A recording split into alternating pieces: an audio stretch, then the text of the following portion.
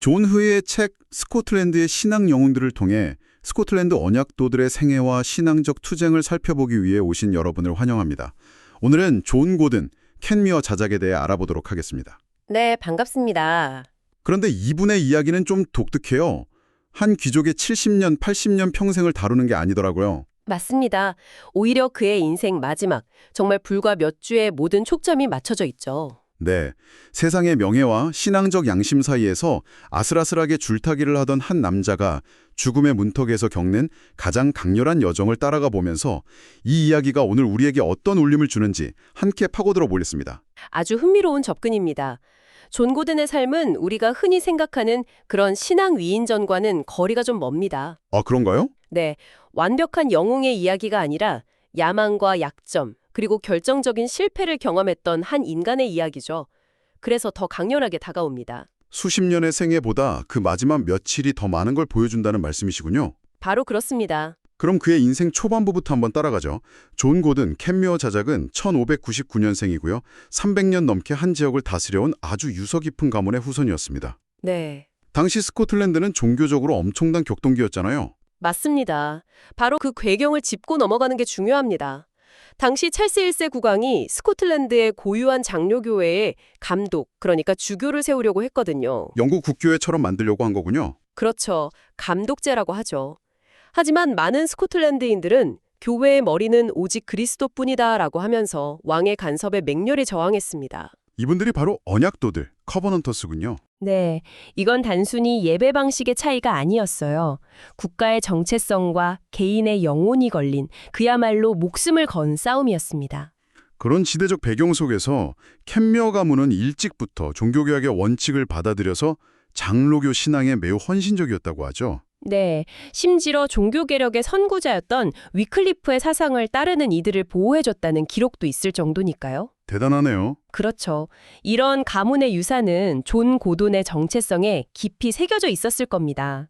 하지만 중요한 건 가문이 믿는다고 해서 그 신앙이 저절로 개인의 것이 되지는 않는다는 점이죠. 결국 모든 것은 자기 자신의 선택에 달린 거니까요. 맞습니다. 그 개인적인 선택 혹은 신앙의 성숙이 본격적으로 시작된 계기가 프랑스 유학 시절에 찾아왔다고 하더군요. 네, 바로 그 지점입니다. 당시 정치적인 이유로 망명 중이던 존 웰치라는 아주 유명한 목사님 댁에서 지내게 됐거든요. 아, 그 만남이 중요했군요. 네, 켄 뮤어에게 웰치 목사의 가정은 살아있는 신앙 교육의 현장이었던 셈입니다. 매일 드리는 가정 예배, 어려운 이웃을 돕는 모습, 신념을 위해 고난을 감수하는 그 삶 자체를 본 거죠. 아, 책으로 배우는 교리랑은 차원이 달랐겠네요. 그럼요. 이론이 아니라 삶으로 증명되는 신앙을 직접 목격한 겁니다. 그 경험이 귀국 후에 구체적인 행동으로 나타나는군요. 자신의 영지인 애너스 교구가 다른 교구와 합쳐져 있어서 2주에 한 번만 예배를 드리는 걸 보고는요. 네. 이걸 통탄할 만한 고충이라고 표현하면서까지 교구를 분리시키려고 애들 썼다고 합니다. 단순히 불편하다고 말만 한 게 아니라는 점이 중요합니다. 수많은 행정적, 재정적 어려움을 무릅쓰고 결국 그걸 성사시켰거든요. 대단한 실천력이네요. 네. 이건 그의 신앙이 자기 만족에 머무르지 않고 공동체의 영적 피로를 채우려는 실천적인 신앙이었음을 보여주는 확실한 증거죠. 그리고 바로 그때 그 분리된 애너스 교구의 목사로 초빙한 인물이 바로 그 유명한 사무엘 러더퍼드였습니다. 아, 드디어 등장했군요. 네, 경건한 영주와 신실한 목사의 만남이라니 당시로서는 정말 이상적인 조합이었겠어요. 그렇습니다. 이 두 사람의 만남은 켄 뮤어의 인생, 특히 그의 마지막 순간에 정말 결정적인 역할을 하게 됩니다. 이때까지만 해도 모든 것이 순조로워 보였죠.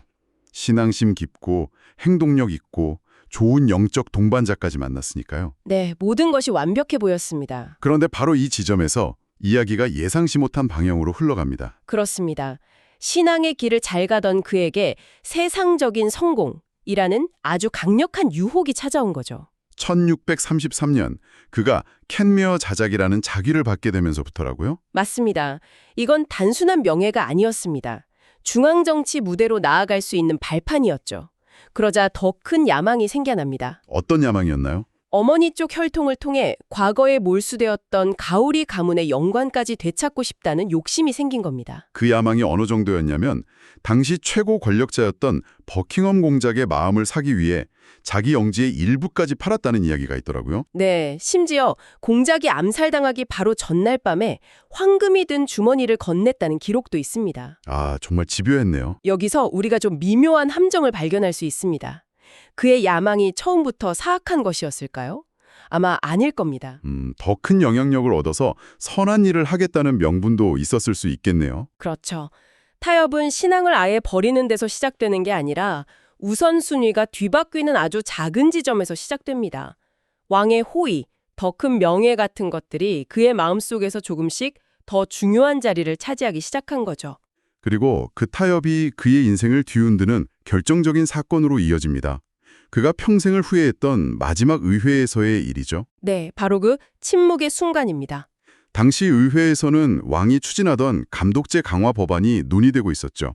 많은 이들이 켄 뮤어 같은 신앙심 깊은 귀족이 나서서 반대 목소리를 내주길 기대했고요. 당연히 그랬겠죠. 하지만 그는 아무 말도 하지 않았습니다. 침묵했군요. 네, 왕의 분노를 사는 게 두려웠고 여기서 조용히 넘어가면 더 큰 명예를 얻을 수 있을 거라는 기대감 때문에 그냥 의회에서 물러나 시골 영주로 돌아가 버렸죠. 지금 시각으로 보면 어쩔 수 없는 선택이라고 볼 수도 있지 않을까요? 자신과 가족을 지켜야 하니까요. 그게 당시에는 그렇게까지 큰 배신으로 여겨졌을까요? 바로 그 질문이 핵심입니다. 당시의 맥락에서 의회는 단순한 정치의 장이 아니었습니다. 스코틀랜드라는 나라의 영적인 운명이 결정되는 전쟁터와도 같았죠. 아, 그런 의미였군요. 그런 자리에서 켄 뮤어 같은 신망 높은 인물의 침묵은 단순한 불참이 아니었습니다. 그건 양심보다 권력의 편에 서겠다는 적극적인 선택, 즉 공모로 비춰졌습니다. 그가 버린 것은 정치적 입장이 아니라 자신의 양심 그 자체였다. 이런 말씀이시군요. 네, 그런 셈입니다. 훗날 그가 죽음의 자리에서 나는 군주의 불쾌감을 사게 될 것과 내가 분명히 기대했던 더 큰 명예를 잃을 것이 두려워 의회를 저버렸습니다. 라고 절규한 것을 보면 네, 그 한 번의 침묵이 그의 영혼에 얼마나 깊은 성처를 남겼는지 알 수 있습니다. 신앙과 세상 사이의 줄타기는 결국 한쪽으로 기울게 되어 있습니다. 켄 무어는 그 순간 세상 쪽으로 기울었고 그 대가로 양심의 평화를 완전히 잃어버린 겁니다. 그리고 그 사건이 있은 지 얼마 지나지 않아 1634년 8월 말 그는 겨우 35의 나이에 갑작스러운 열병으로 쓰러집니다. 네. 그런데 정말 운명처럼 바로 그때 사무엘 러더퍼드 목사가 그를 찾아옵니다. 정말 놀라운 타이밍이죠. 켄 무어가 자신의 가장 큰 죄와 정면으로 마주해야 하는 그 고통스러운 순간에 그를 영적으로 이끌어줄 수 있는 단 한 사람이 그의 곁에 나타난 겁니다. 처음 켄 무어의 상태는 처참했습니다. 죽음을 극도로 두려워하면서 죽음의 얼굴이 엄격하고 어둡고 무시무시하며 험상궂은 표정을 하고 있다고 말합니다. 자신의 죄 때문에 도저히 죽음을 마주할 용기가 없다고 고백한 거군요. 네. 이때 러더퍼드 목사는 어떻게 반응하나요? 보통은 괜찮습니다. 주님이 용서하실 겁니다. 라고 위로부터 하지 않나요? 러더퍼드 목사는 그렇게 하지 않았습니다. 섣부른 위로는 값싼 진통제에 불과하다는 걸 알았기 때문이죠. 아, 그는 켄 무어가 자신의 죄의 실체를 똑바로 보고 그 고통의 맨 밑바닥까지 내려가도록 몰아붙입니다. 켄 무어가 나는 너무 늦었습니다 라고 절망하자 당신이 세상 일에 깊이 빠져있을 때 죽음의 소환장을 받은 것이 바로 당신의 경우와 같습니다 라고 냉정하게 지적하죠. 정말 강하게 밀어붙였네요. 대화가 거듭될수록 켄 무어의 고통은 더 깊어지는군요. 네, 자신의 죄들이 뱀과 악어처럼 눈앞에 생생하게 보인다고 괴로워하고요. 공강할 때 신앙을 바로 세우지 못했다며 눈물을 흘리면서 주님, 제가 어찌 달릴 수 있겠습니까? 저를 이끌어 주소서 그리하면 제가 달리겠습니다. 라고 기도하기에 이릅니다. 그런데 바로 여기서 아주 인간적인 모습이 드러납니다. 어떤 모습이죠? 병세가 잠시 호전되는 것처럼 보이자 그의 태도가 돌변합니다. 영적인 일에 심히 무관심하고 태만하며 죽은 듯이 변해버린 거죠. 아, 살 수 있는 작은 희망이 생기니까 그 처절했던 영적 갈등을 순식간에 잊어버린 거군요. 네, 정말 솔직한 기록이죠. 그러자 목사와 의사가 더 이상 희망이 없다는 것, 즉 죽음이 임박했다는 사실을 그에게 직접적으로 알립니다. 마지막 희망이 사라진 순간 그는 어떻게 반응하나요? 그제야 그는 더 깊은 회개로 나아갑니다. 그리고 마침내 자신의 영혼을 평생 짓눌러왔던 바로 그 죄, 의회에서 침묵했던 일을 고백하며 이렇게 외칩니다. 아, 양심의 평화와 하나님의 은총을 잃고 산 명예나 그 밖의 것들은 얼마나 헛된가. 네. 이제야 가장 깊은 상처를 드러낸 건데 이때 러더푸드 목사가 정말 충격적인 방법을 썼다고 들었습니다. 그렇습니다. 그는 캔미어를 위로하는 대신 히브리서 6장을 읽어주면서 이렇게 선언합니다. 주님으로부터 당신에게 전할 자비의 말씀이 한마디도 없습니다. 오직 전능하신 하나님의 진노와 분노뿐입니다. 세상에, 그건 너무 가혹한데요? 이건 캔미어가 의지할 수 있는 마지막 인간적인 희망의 끈마저 끊어버려는 그야말로 영적 수술이었습니다. 완전한 절망 속으로 밀어넣어서 오직 신에게만 매달리게 하려는 극약 처방이었군요. 바로 그겁니다. 모든 희망과 위로가 사라진 그 절망의 끝에서 캔미어는 마침내 그의 인생에서 가장 위대한 신앙 고백이 이릅니다. 욥기 13장 15절의 말씀이죠. 주께서 나를 죽이실지라도 나는 그를 신뢰하리라. 네. 바로 이 순간이 이 이야기의 클라이맥스입니다. 구원받을 수 있다는 확신이나 천국에 대한 보상 때문이 아니에요. 설령 신이 나를 버리고 죽이신다 해도 나는 신 그 자체를 신뢰하겠다는 가장 순수한 믿음의 고백입니다. 그러자 러더포드 목사는 즉시 태도를 바꿉니다. 그리고 바로 그 마음이야말로 하나님께서 당신의 손바닥에 당신을 새기셨다는 증거라며 흔들리지 않는 확신을 심어주죠. 그 고백 이후 캔미어는 반전이 다른 사람이 된 것 같습니다. 맞습니다. 그의 회개가 진실했다는 가장 확실한 증거가 이후의 행동들에서 나타납니다. 자신에게 잘못했던 사람들을 불러 일일이 용서하고요. 네. 친구에게는 다른 귀족들에게 자신의 과오를 전해서 똑같은 실수를 반복하지 않도록 경고해달라는 유언을 남깁니다. 그의 관심이 이제 자신의 구원을 넘어 다른 사람들의 영혼으로 확장된 거네요. 그렇죠. 가치관이 완전히 뒤바뀐 겁니다.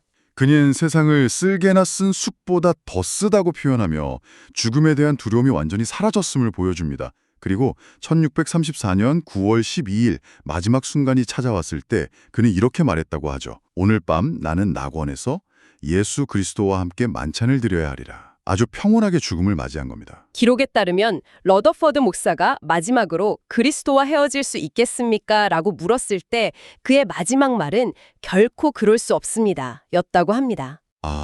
그리고 마지막 기도 시간에 기쁨에 찬 미소를 지었고 기록은 어떤 광채로 그의 얼굴이 아름다워졌으며 기도의 마지막 아멘 소리와 정확히 일치하여 숨을 거두었다고 전하고 있습니다. 공포와 절망으로 시작된 그의 마지막 여정이 완전한 평화와 확신 속에서 마무리된 거군요. 네, 그렇습니다. 자, 우리는 방금 존 고든, 캔미어 자작의 정말 강렬했던 마지막 날들을 함께 따라가 봤습니다. 그의 삶은 세상적인 성공과 영적인 진실성 사이에 그 팽팽한 긴장감을 너무나 극적으로 보여주는 것 같습니다. 여기서 정말 흥미로운 점은요.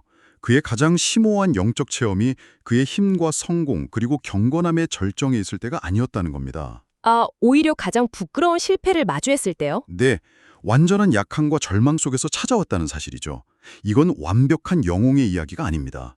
오히려 결함 많고 실패한 한 인간이 마지막 순간에 어떻게 은혜를 발견하는지에 대한 솔직한 기록이죠. 수십 년간 세상과 타협하며 살아온 인생이 단 몇 주간의 진실하고 처절한 씨름을 통해 완전히 다른 차원으로 변화될 수 있다는 것을 보여주는 강력한 이야기였습니다. 그리고 이 이야기는 오늘을 사는 우리에게 아주 중요한 질문 하나를 던집니다. 어떤 질문일까요? 캔미어는 의회에서의 단 한 번의 침묵을 평생 후회했습니다. 그렇다면 우리 삶 속의 의회는 어디일까요? 신념에 따라 마땅히 목소리를 내야 하지만 이런저런 두려움이나 개인적인 이득 때문에 침묵을 선택하는 바로 그 순간들 말입니다. 그리고 그 침묵의 진짜 대가는 과연 무엇일지 한 번쯤 깊이 생각해 볼 만한 질문인 것 같습니다.